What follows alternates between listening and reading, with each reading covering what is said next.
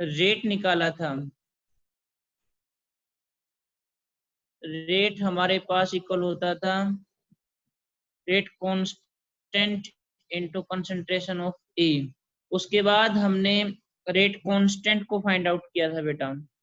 Rate constant equal था 2.303 by T log of initial concentration A over A minus X. A minus X वो concentration होती थी जो reactant की left है, एक्स वो कंसंट्रेशन थी जो कंज्यूम हो चुकी है। उसके बाद हाफ लाइफ निकाला था बेटा। हाफ लाइफ वो टाइम होता है जिसमें हाफ रिएक्टेंट आधी रिएक्शन कंप्लीट हो चुकी है। हाफ लाइफ हमारे पास था 0.693 बाई के। फर्स्ट ऑर्डर के हाफ लाइफ की खास बात होती है कि वो कंसंट्रेशन पे डिपेंड नहीं करता। एक बार जितना हाफ लाइफ लगेगा हमेशा हाफ लाइफ उतना ही रहेगा, हर 50% के लिए उतना ही टाइम लगेगा, चाहे कंसंट्रेशन हमारे पास कितनी भी कम हो जाए। कंसंट्रेशन कितने भी कम हो जाए हाफ लाइफ चेंज होने वाला नहीं है, उसको फर्दर आधा होने में उतना ही टाइम लगेगा क्योंकि कंसंट्रेशन भी कम हो चुकी है। ठीक है, क्या चीजें इस पॉइंट को समझने की कोशिश करेंगे। एक तो एक हमने निकाला था टी एक्स परसेंट, कितना भी परसेंट चला गया 10 20 30%। मैंने कहा था मेन फॉर्मूला तो यही है, लेकिन फिर भी यहाँ से फॉर्मूला बनाने की कोशिश की गई थी 2.303 बाई के log of 100 by 100 minus x. ये एक फॉर्मूला बनाया था बेटा, 100 बाई 100 माइनस एक्स। यहीं से मैंने आपको एक काम दिया था, मैंने आपको कहा था कि टी 100% निकाल के लेके आना बेटा, टी 100%। ये टास्क मैंने आपको दिया था। तो अगर इसको देखा जाए तो हमारे पास टी 100% कितना होगा। सबसे पहले तो आप के का फॉर्मूला, दो फॉर्मूले हैं, दोनों में से जो आपको बेटर लगे यूज कर सकते हो। के इक्वल टू होता है 2.303 by T log of initial concentration A by time के बाद जो बच गई A minus X, A by A minus X. अब a माइनस एक्स यहाँ पे कितनी कंसंट्रेशन बची हुई है। मैंने कहा रिएक्शन 100% कंप्लीट हो चुकी है, तो इसका मतलब यहाँ पे कुछ भी नहीं बचा। t को ऊपर ले जाते हैं बेटा, t 100% वो टाइम जिसमें रिएक्शन पूरी तरह से कंप्लीट हो जाएगी वो निकालने की कोशिश करते हैं। 2.303 बाई के log of a by a minus x. a minus X वो कंसंट्रेशन है जो बची हुई है। अगर रिएक्शन 100% कंप्लीट होगी तो कोई भी कंसंट्रेशन नहीं बचेगी, मींस एक तरह से कंसंट्रेशन बची ए बाय में जीरो, और समथिंग बाय जीरो होता है infinite. log infinite infinite means T 100% आ गया इनफाइनाइट। तो आप एक बात याद रखेंगे कि फर्स्ट ऑर्डर की रिएक्शन फाइनाइट टाइम में कंप्लीट नहीं होती। कहने का मतलब फर्स्ट ऑर्डर की रिएक्शन कभी भी बेटा कंप्लीट नहीं होती, कभी भी, नेवर गो फॉर कंप्लीशन, कभी भी कंप्लीट नहीं होगी, क्योंकि रेट कंसंट्रेशन की डायरेक्टली है। कंसंट्रेशन बहुत कम हुई, कंसंट्रेशन मान लो बहुत ही कम बची हुई है, रेट भी बहुत कम हो जाएगा। कंसंट्रेशन और बहुत कम हुई, रेट और भी कम हो जाएगा। कभी भी पूरी तरह से कंसंट्रेशन कंप्लीट नहीं जाएगी। जीरो कंसंट्रेशन कभी भी रिएक्टेंट की नहीं बचेगी, कुछ ना कुछ कंसंट्रेशन बचती जाएगी। तो इस ये जो मैंने ये पेज लिखा बेटा, इसको आप कॉपी में नोट कर दो, हेडिंग बनाओ सबसे पहले। देखो ये चीजें तो आप पहले कर चुके हो, ये वाला जो पेज है ये तो आप कर चुके थे, रेट निकाल चुके थे, रेट कांस्टेंट निकाल चुके थे, हाफ लाइफ निकाल चुके थे, टी एक्स परसेंट भी प्रीवियस लेक्चर में निकाल दिया था। तो इस लेक्चर में हमारा जो सबसे पहला काम हुआ वो हुआ बेटा टी 100%। हेडिंग बनाओ टी 100% और उसके नीचे लिख दो के इक्वल टू दिस। इसको आप एक बार कॉपी कर दो बेटा, K equal to 2.303 by T log of A by A minus X. A minus X वो कंसंट्रेशन है जो कंटेनर में बची हुई है। अगर रिएक्शन 100% कंप्लीट होती है तो ए माइनस एक्स कुछ भी नहीं बचेगा। तो नीचे लाइन में लिखा टी 100% इक्वल टू 2.303 बाई के log ऑफ ए, ये ए है बेटा, log ऑफ ये ए बाई जीरो, और समथिंग बाई जीरो होता है इनफाइनाइट। तो टी 100% इनफाइनाइट आ जाएगा। टी मीन्स टी 100% इनफाइनाइट का मतलब फर्स्ट ऑर्डर की रिएक्शन कभी भी फाइनाइट टाइम में कंप्लीट नहीं होगी। तो एक पॉइंट लिखो बेटा नीचे नोट करके, देखो फर्स्ट ऑर्डर रिएक्शन, ये आपने इसको as it is copy paste कर देना है, ये कॉपी में लिखो इसको। उसके बाद एक पॉइंट लिखो नोट करके, देखो first order reaction does not, first order reaction does not complete in finite time, first order reaction does not complete in finite time, first order reaction does not complete in finite time, first order की reaction कभी भी finite time में complete नहीं होती, first order की reaction बेटा कभी भी फाइनाइट टाइम में कंप्लीट नहीं होती। ठीक है, ये बात। अब एक पॉइंट, एक टॉपिक करते हैं, मोस्ट इंपोर्टेंट है, जीरो ऑर्डर और फर्स्ट ऑर्डर से रिलेट करता है। दो पॉइंट समझने की कोशिश करते हैं बेटा। सबसे पहले कोशिश करते हैं हम लोग जीरो ऑर्डर से। एक पॉइंट को समझना बेटा, zero order as it is आप लिखो जीरो ऑर्डर। जीरो ऑर्डर के लिए देखते हैं किस पॉइंट को कैसे हम लोग समझते हैं, उसके बाद इसी पॉइंट को फर्स्ट ऑर्डर के लिए समझेंगे। मान, एक तो ये शरारत मत करो, जीरो ऑर्डर मान लेते हैं कि इनिशियल मोल, गाइस कौन है ये, सब ध्यान रखो इस चीज का। मेरे को यहाँ पे दिख रहा है, जस्ट बिकॉज कि मैं एक्शन नहीं ले रहा हूँ, मैं आपके पेरेंट्स को बता दूंगा, it will not be good for you. आपको लग रहा होगा कि मुझे यहाँ से नहीं जीरो पता ऑर्डर। चल रहा है। कंटिन्यू करिए सर आप। देखो बेटा, जीरो ऑर्डर रिएक्शन के लिए मान लो हमारे पास कोई रिएक्शन है ए से बी, स्टार्टिंग में ए के इनिशियल मोल 200 है। जीरो ऑर्डर रिएक्शन के लिए मेरे पास एक रिएक्शन है ए से बी, ए के इनिशियल मोल मान लेते हैं कि मेरे पास 200 है बेटा।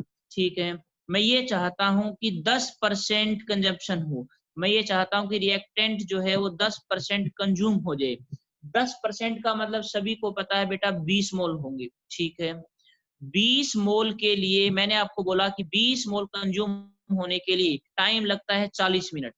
मेरी बात को बेटा ध्यान से समझना, एक दो ही टॉपिक करेंगे आज, एक जीरो ऑर्डर का, फर्स्ट ऑर्डर का।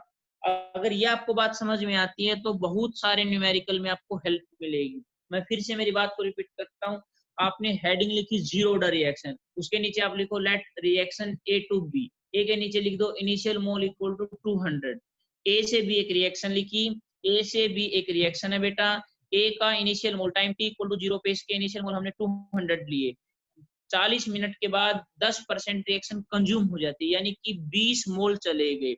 अब इस केस में अगर हम देखा जाए तो यहाँ पे, अब मेरी बात को बेटा ध्यान से समझना, यहाँ पे 20 मोल चले गए 40 मिनट में, तो कितना मोल बचा 180। 120 मोल स्टार्ट, 200 मोल स्टार्टिंग में थे, 20 मोल चले गए, 180 मोल बचे। अब मैं ये कहता हूं कि नेक्स्ट नेक्स्ट 20 मोल, नेक्स्ट 20 मोल कंजप्शन के लिए कितना टाइम लगेगा। 180 मोल थे बेटा, मैं आपसे एक बात पूछता हूं कि 180 मोल कंटेनर में हैं और मुझे 20 मोल निकालने हैं, 20 मोल निकालने के बाद यहाँ पे 160 मोल बचेंगे, तो इस 20 मोल के लिए कितना टाइम लगेगा। मुझे एक बार अब ये बात बताओ बेटा, चैट में जाकर के मुझे आप एक बात समझाओ। देखो मेरे पास पेज लिमिटेड है, आप इसके अंदर कॉपी में करो और ये बात समझाओ कि 200 मोल थे स्टार्टिंग में, 200 मोल से हमारे पास 200 मोल से 180 मोल जाने के लिए हमें कितना टाइम लगा बेटा, 200 से 180 मोल जाने के लिए टाइम लगा हमें 40 मिनट, यानी 40 मिनट में 20 मोल कंज्यूम हुए। मैं कहता हूं नेक्स्ट 20 मोल जाने के लिए कितना टाइम लगेगा, नेक्स्ट 20 मोल कंज्यूम होने के लिए कितना टाइम लगेगा। चैट में बताओ बेटा, अगर ये बात आप बता सकते हो तो एक बार।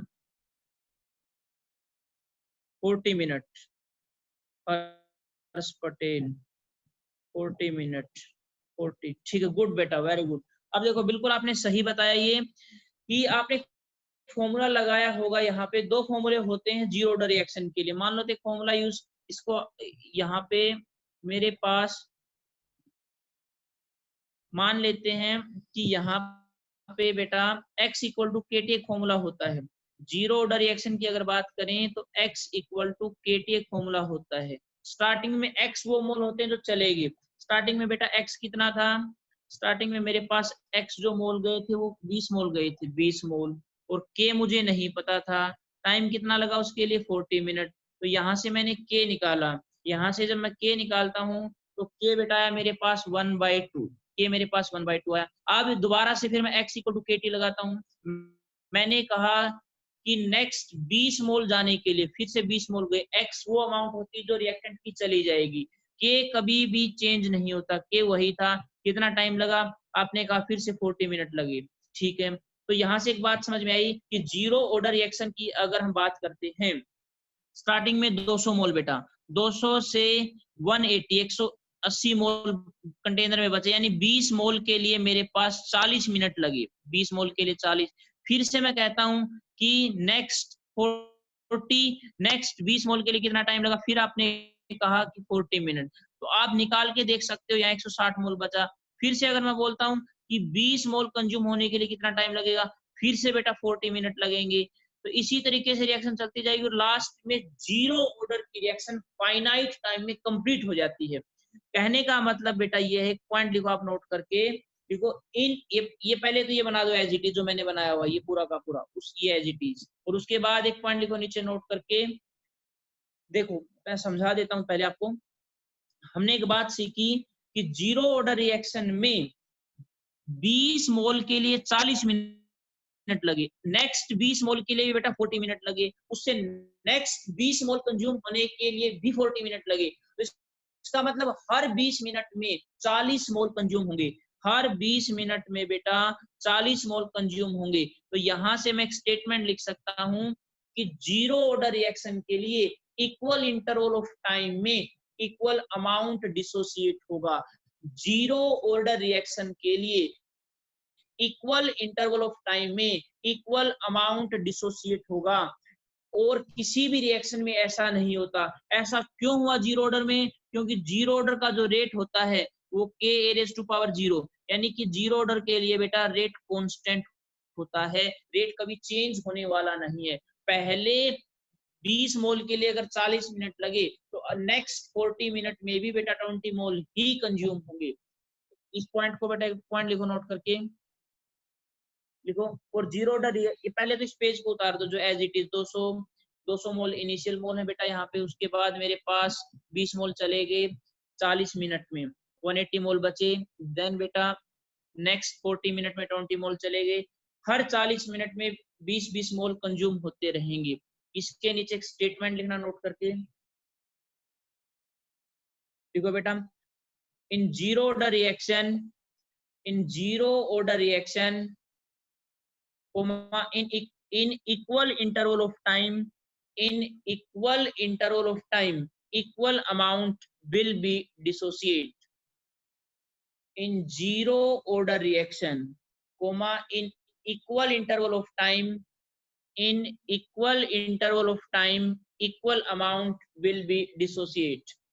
जीरो ऑर्डर रिएक्शन के लिए इक्वल इंटरवल ऑफ टाइम में इक्वल अमाउंट कंज्यूम होगी, और किसी भी ऑर्डर में ऐसा नहीं होता। जीरो ऑर्डर में ही ऐसा क्यों होता है, क्योंकि बेटा जीरो ऑर्डर का जो रेट होता है, जो स्पीड होती है रिएक्टेंट के प्रोडक्ट में जाने की, वो कांस्टेंट होती है। अगर 40 मिनट में 20 मोल गए हैं तो नेक्स्ट 40 मिनट में भी 20 मोल ही जाएंगे, उससे नेक्स्ट 40 मिनट में भी 20 मोल ही कंज्यूम होंगे। ठीक है बेटा, ये पेज आप एक बार नोट करो।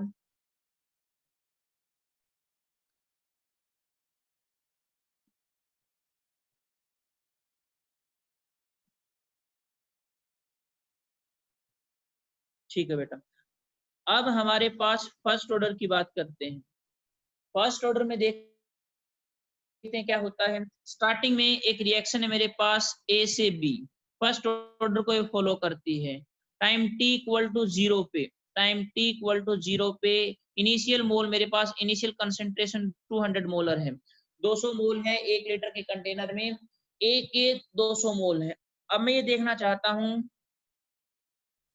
हाँ हाँ बेटा, जीरो ऑर्डर की रिएक्शन कंप्लीट होती है, बिल्कुल होती है, जीरो ऑर्डर का हमने टी 100% भी निकाला था, किसी ने चैट में पूछा, उसका आंसर मैं दे रहा हूँ। टी 100% भी जीरो ऑर्डर के लिए निकाला था बेटा ए बाई के। जीरो ऑर्डर की रिएक्शन फाइनाइट टाइम में कंप्लीट होती है। एक बार एक क्वेश्चन पूछा भी जा चुका है, एक ऐसी रिएक्शन उसने दी थी जो कंप्लीट हो गई एक टाइम के अंदर, बोला था इसका ऑर्डर बताओ। तो यही केवल एक शॉर्ट ट्रिक था कि हमें पता होता है कि जीरो ऑर्डर की रिएक्शन भी फाइनाइट टाइम में कंप्लीट होती है, तो उसी लॉजिक के साथ उसका आंसर बना था।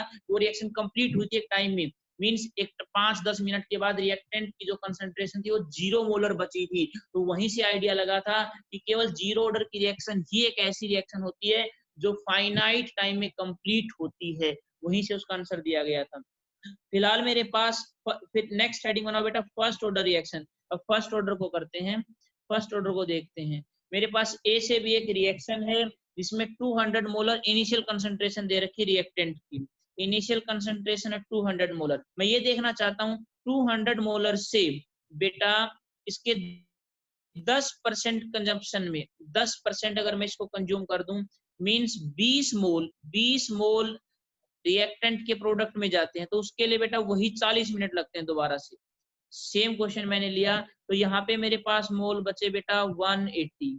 अब मैं ये पता करना चाहता हूँ कि अगले 10% के लिए, मींस अगले अगले 10% का मतलब कितने मोल हुए, 180 का 10% कितना बेटा 18 मोल। नेक्स्ट 18 मोल के लिए कितना टाइम लगेगा। देखो मेरे क्वेश्चन को समझो, आप इसको एज इट इज एक बार कॉपी में नोट करो। स्टार्टिंग में कंसंट्रेशन दे रखे हैं 200 मोल दे रखे हैं, 200 मोल का 10% यानी कि 20 मोल रिएक्टेंट के जब प्रोडक्ट में जाते हैं तो उसके लिए 40 मिनट लगते हैं। ठीक है, 20 मोल चले गए तो 180 मोल बचे। अब नेक्स्ट 180 से मुझे 10% फिर से कंज्यूम कर देना है। 10% का मतलब 180 का 10% होता है बेटा 18 मोल के लिए मुझे कितना टाइम लगेगा, मैं ये चीज निकालना चाहता हूँ। 18 मोल के लिए मुझे कितना टाइम लगेगा, इस चीज को बेटा मैं फाइंड आउट करना चाहता हूँ। एक बार आप ट्राई करो, आप मुझे बताओ, फिर मैं बताता हूँ।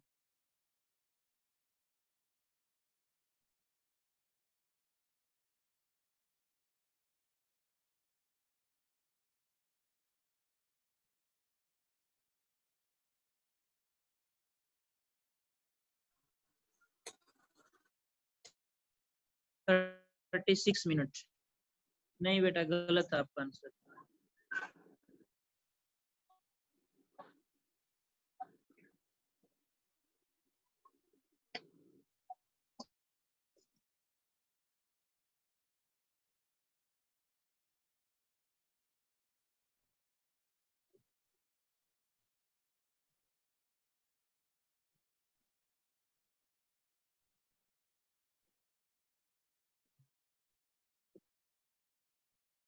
फोर्टी मिनट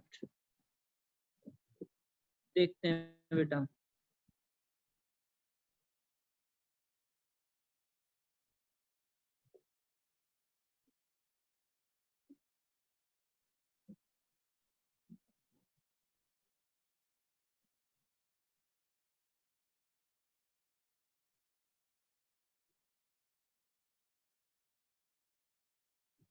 ठीक है बेटा, देखो मैं समझाता हूँ इसको, अब मेरी बात को ध्यान से समझना। सबसे पहले हमारे पास के का फॉर्मूला होता है 2.303 by T log of initial concentration A by A minus X। एक तो सबसे सबसे कॉमन फॉर्मूला मैंने कहा था, इसको हमेशा याद रखना, अदरवाइज टी एक्स परसेंट का फॉर्मूला भी आपके पास है। टी एक्स परसेंट का फॉर्मूला अगर आप लगाते हो तो उससे तो बिल्कुल डायरेक्ट ही निकल जाएगा। 2.303 बाई के log of 100 by 100 minus X. यहाँ पे एक्स वो परसेंटेज होता है। मान लो कि मुझे सबसे पहले निकालना बेटा 10%, तो 10% का मतलब कितना हुआ, लोग के ब्रैकेट में कितना बचा 100 बाई एक्स मैंने दे रखा, एक्स परसेंटेज है यहाँ पे, एक्स को सोल्व किया गया था। अगर आप लोगों को ध्यान है, लोग को सोल्व किया था बेटा, लोग ए बाई ए माइनस ए का एक्स परसेंट, 10% मान लो 20% एक्स परसेंट, ए को ऊपर नीचे कैंसिल आउट किया था, यहाँ से फॉर्मूला बना था। ये देखो ये फॉर्मूला जो है बेटा, ये फॉर्मूला और ये ऊपर वाला दोनों के दोनों सेम फॉर्मूले हैं। इसी को सोल्व करके नीचे वाला फॉर्मूला बना है। लोग ए बाय लोग बेटा ए बाई ए माइनस ए का कितने परसेंट 10%, ए का 10% तो ए मान लो कि इनिशियल कंसंट्रेशन जो भी दे रखी है उसका 10% निकालेंगे तो x बाई 100, ए से ए ऊपर नीचे कैंसिल आउट करोगे तो कितना बचेगा 100 बाई 100 माइनस एक्स। अब देखो मेरी बात को ध्यान से समझना, हमने एक फॉर्मूला निकाल दिया यहाँ से T X percent equal to 2.303 by K log of 100 by 100 minus X. अब पहले मेरे पास इनिशियल मोल कुछ भी हो, कितने भी इनिशियल मोल हो, यहाँ पे ए से ए ऊपर नीचे कैंसिल आउट हो चुका है, ए कहीं पे बचा ही नहीं। ए आप कितना भी ले लो, 180 मोल ले लो, 200 मोल ले लो, 180 में से फिर से मान लो 10% चले गए, 18 1 172 162 कितने भी मोल ले लो, ए से ए तो ऊपर नीचे कैंसिल आउट हो चुका है। अब बात है लोग के ब्रैकेट में, 100 बाय पहले 10% चला गया, x को 10 पुट किया, 100 बाय 90 तो कितना बचा बेटा, ये बचा लोग 10 बाय 9। उसके बाद नेक्स्ट 10 अगले 10% के लिए फिर से ब्रैकेट में हो जाएगा लोग 100 बाय 100 माइनस एक्स। एक्स फिर से कितना बेटा, मान लो मोल बचे हुए 180, 180 बाय में 180 माइनस 180 का 10%, 180 इंटू 10 बाई 100, 180 से 180 तो ऊपर नीचे कैंसिल आउट होगा। इनिशियल कंसंट्रेशन ए हमेशा ऊपर नीचे कैंसिल आउट होगी, उसके ऊपर डिपेंड ही नहीं करेगा टी एक्स परसेंट। तो 100 बाई 100 माइनस उसका फिर से 10%, फिर से कितना बचा 100 बाई 90 मीन्स 10 बाई 9। तो बेटा देख लो आप 10% अगर आप निकालना चाहते हैं तो हर 10% के लिए हमेशा वही टाइम लगेगा। आप डिवाइड करके देख लो, के से के ऊपर नीचे कैंसिल आउट होगा। कितना भी आप इनिशियल कंसंट्रेशन कुछ भी ले लो, उसके ऊपर परसेंटेज डिसोसिएशन डिपेंड करने वाला नहीं है। ए से ए हमेशा ऊपर नीचे कैंसिल आउट होगा।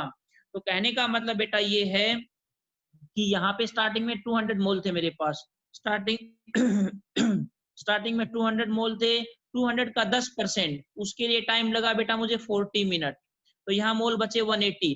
अब 180 ऊपर नीचे कैंसिल आउट हो जाएगा, 180 बाय 180 का 10%, तो 180 से 180 ऊपर नीचे कैंसिल आउट मींस इसका भी 10% निकालोगे तो आपके पास मोल कितने बचे। फिर से बेटा कितना टाइम लगेगा, फिर से टाइम लगेगा 40 मिनट।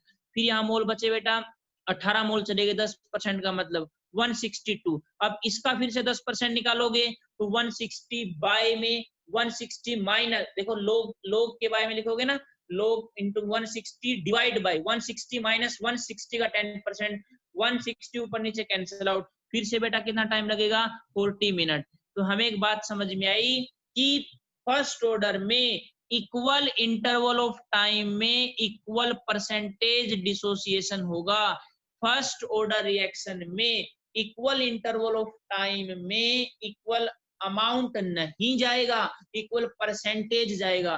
बेटा जीरो ऑर्डर में तो हर 40 मिनट में 20-20 मोल गए थे, लेकिन यहाँ पहले 40 मिनट में 20 मोल गए, अगले 40 मिनट में बेटा 18 मोल गए, उससे अगले 40 मिनट में 16.2 मोल गए। इसका मतलब अमाउंट इक्वल नहीं गई लेकिन परसेंटेज इक्वल गया। चाहो तो आप कॉपी में निकाल के प्रैक्टिस कर सकते हो। तो इसको एज इट इज एक बार बेटा नोट कर दो और फिर एक पॉइंट लिखना नोट करके।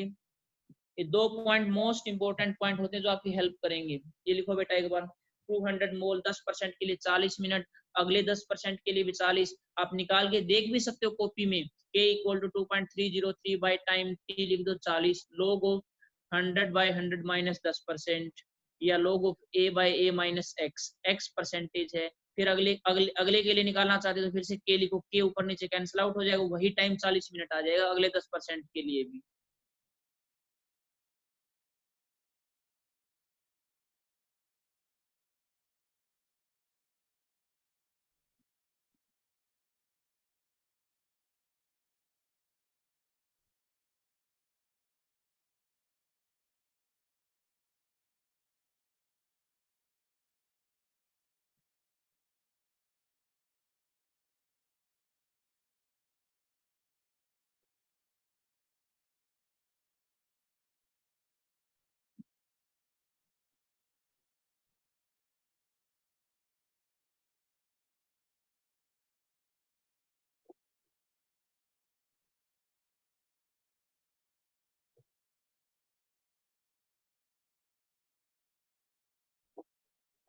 एक पॉइंट लिखो बेटा नोट करके, इसके नीचे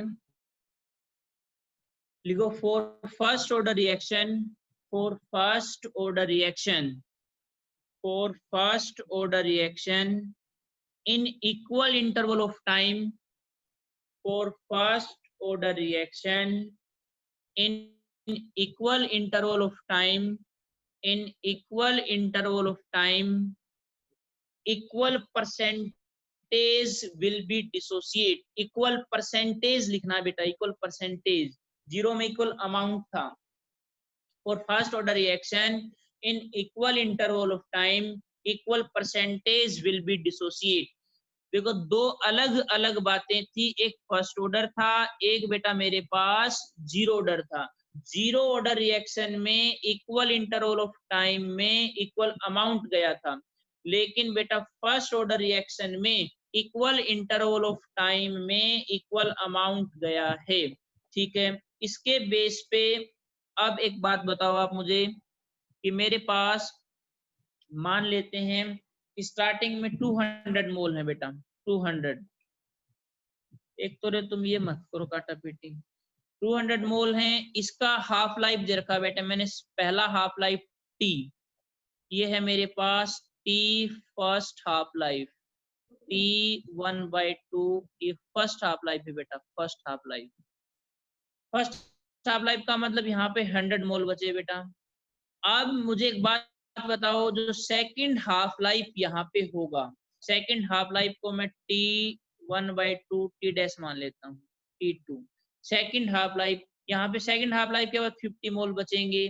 थर्ड हाफ लाइफ आएगा बेटा, फिर उसको मैं थर्ड हाफ लाइफ को मैं बेटा, थर्ड हाफ लाइफ को मैं टी, थर्ड हाफ लाइफ के बाद यहाँ 25 मोल बचेंगे, उसको मैं टी थर्ड मान लेता हूँ। फर्स्ट हाफ लाइफ टी दे दिया मैंने, टी का मतलब 10 मिनट है, पहला हाफ लाइफ 10 मिनट है।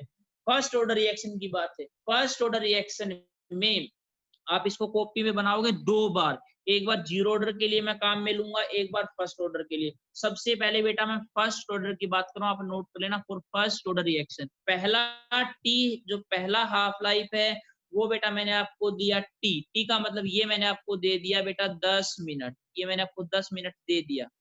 तो मुझे एक बात बताओ, जो सेकंड टी हाफ लाइफ वो कितने मिनट का होगा, और थर्ड हाफ लाइफ वो कितने मिनट का होगा फर्स्ट ऑर्डर रिएक्शन के लिए। स्टार्टिंग में कितने मोल थे बेटा, 200 मोल, स्टार्टिंग में 200 मोलर कंसंट्रेशन है, उसका 50% कंज्यूम कर दिया मैंने, 100 मोल बचे। उस पहला टी हाफ मैंने 10 मिनट का दे दिया फर्स्ट ऑर्डर के लिए, फिर से 50% कंजप्शन किया, फिर से 50% कंजप्शन किया, इस तरह से मैं करता गया। पहला हाफ लाइफ अगर टी है 10 मिनट का, तो नेक्स्ट टी, जो नेक्स्ट हाफ लाइफ है वो t/2 होगा, टी होगा या 2t होगा, कितना होगा बेटा बताओ, 10 मिनट का होगा, 20 मिनट का होगा, 30 मिनट का, कितना होगा बताओ, और कॉपी में इसको नोट करो। First half life T equal to 10 minute, second half life T, second half life को मैंने इसे रिप्रेजेंट किया, सेकंड हाफ लाइफ बेटा t/2 होगा, all T half life will be same.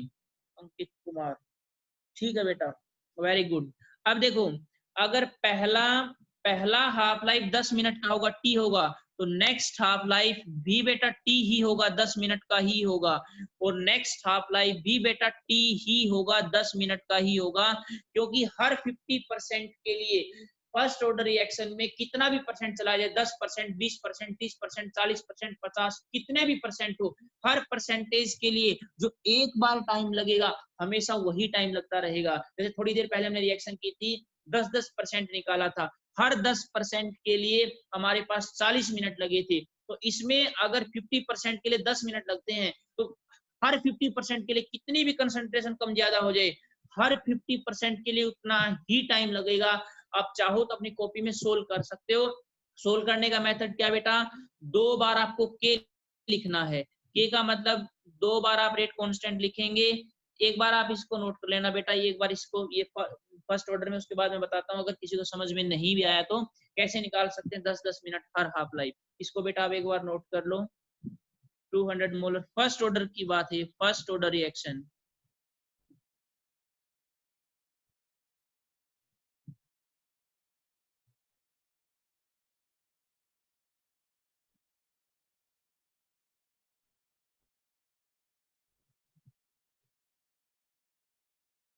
इसका स्टेटमेंट तो बेटा बोल दिया वही, हर 10% में इक्वल इंटरवल ऑफ टाइम में इक्वल परसेंटेज आएगा, हर 50% के लिए वही टाइम लगेगा, हर 10% के लिए जैसे वही टाइम लगा था, हर 20 के लिए, हर 30 के लिए वहीं से बनाया गया है।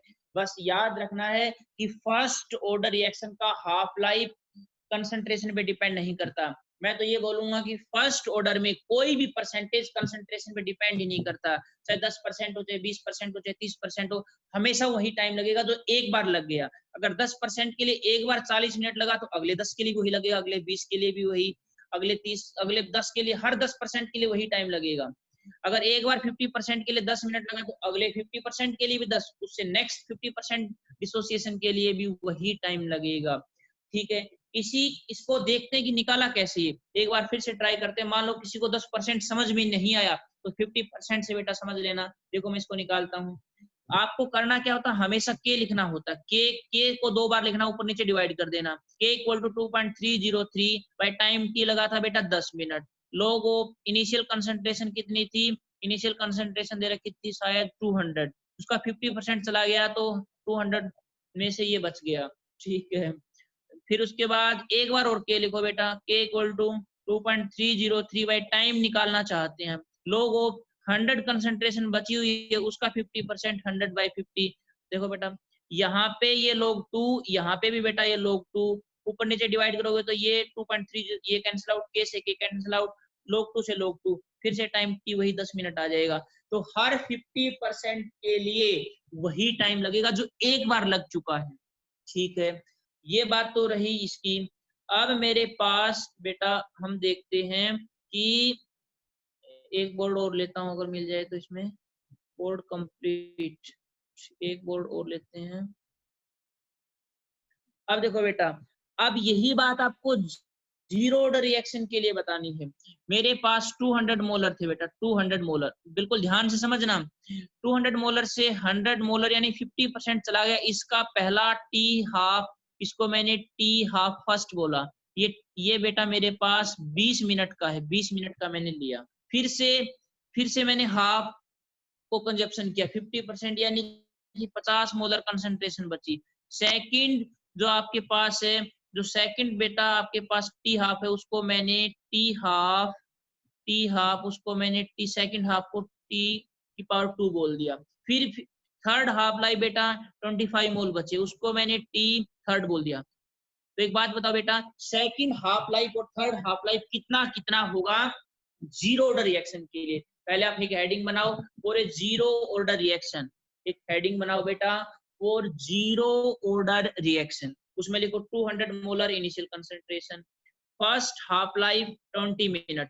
पहला हाफ लाइफ बेटा मैंने 20 मिनट लिया, तो 50% अगर मोल चले गए, 200 में से 100 मोल चले गए, 100 मोल बचे।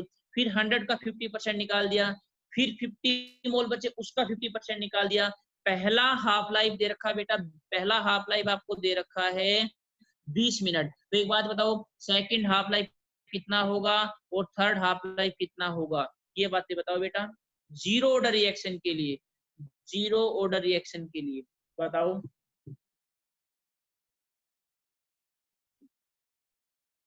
10 मिनट, 10 मिनट तो means first second half life बताया बेटा आपने ये, या थर्ड हाफ लाइफ? थर्ड और सेकंड और थर्ड एक साथ बताओ।